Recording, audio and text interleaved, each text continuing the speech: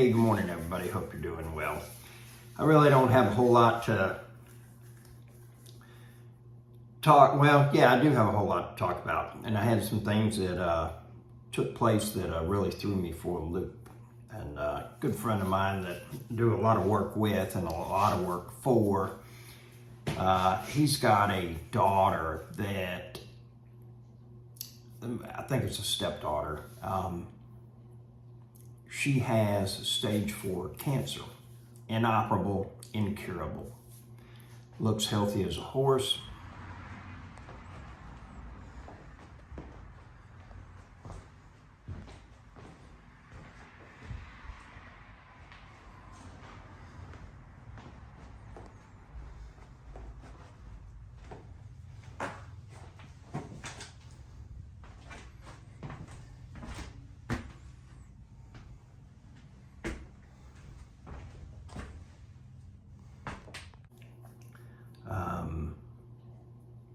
Had to go to the ER, or an ER trip turned into a stay in the hospital, and they had to cut part of her skull out to relieve pressure from the brain swelling.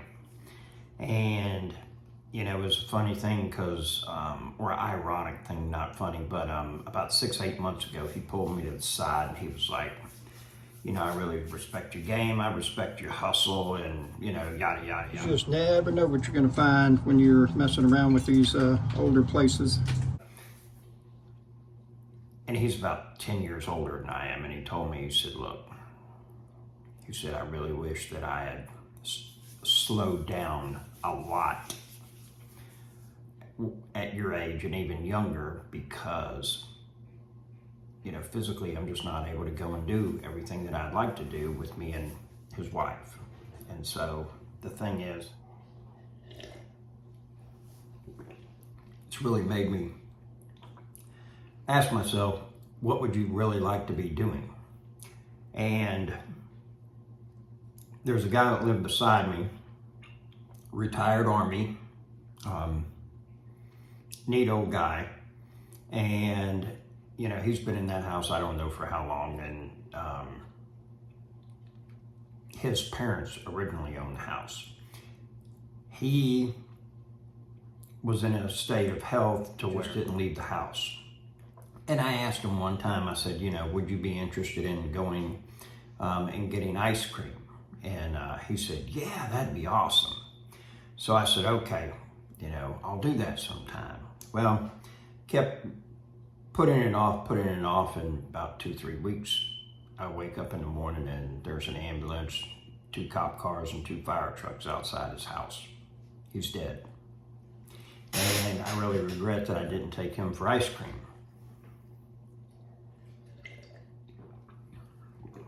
Third thing that happened is, there is a couple that I did some work for a few years ago. Really nice people. Absolutely gorgeous house. Pimp daddy. I mean, this thing was like Yo MTV Cribs. It was right on the bay. Had a pool like 20 feet away from the edge of the water. Big deck across the whole back of the house. And these people were just as nice as can be, down to earth. They had started a business putting natural gas in the ground for municipalities and everything. Did real well, okay? Ended up selling the company. And, you know, basically they were living their best life. And so we became friends on Facebook, and, you know, idle chit chat. She became a realtor, and he went to work for a company, a contractor here, just to, for lack of better words, because he was, okay? And so he did that and everything. And again, just really, really nice, down-to-earth people, and just really cool. And you know, I want a big deck on the back of my house, and I had this picture in my mind of an outdoor kitchen and good people sitting around, just enjoying talking, nothing about religion or politics, no phones or anything. You know, I was going to have this breakfast and invite people over, and just have it to where, you know, you check your phone at the door and everybody has to talk to each other. I know, what a concept. And these people were on that list. And the other day, I sent him a happy birthday because that notice comes up on Facebook and everything. And his wife contacted me and said, "Hey, I'm not real public and everything, but I wanted you to know that he died in December from liver cancer, and he battled it for 18 months. So, had a lot of introspection going on in the last few days, and it's really caused me to look, what really is important, what is it that you'd like to be doing, and then kind of, if you knew your expiration date, what would you be doing differently? If you knew you were going to die in 5 years or 6 months, what would you do differently? There's only one thing in this life that you absolutely, positively, 100% have to do. No, it's not. It's not eat all your food to get ice cream at the end of dinner or anything like that. But you do have to die. We don't have, in this physical form, everlasting life. We do if you believe in the King. The thing about it is that we never know when that date is up. Could happen 20 minutes from now. I could take the dogs for a walk.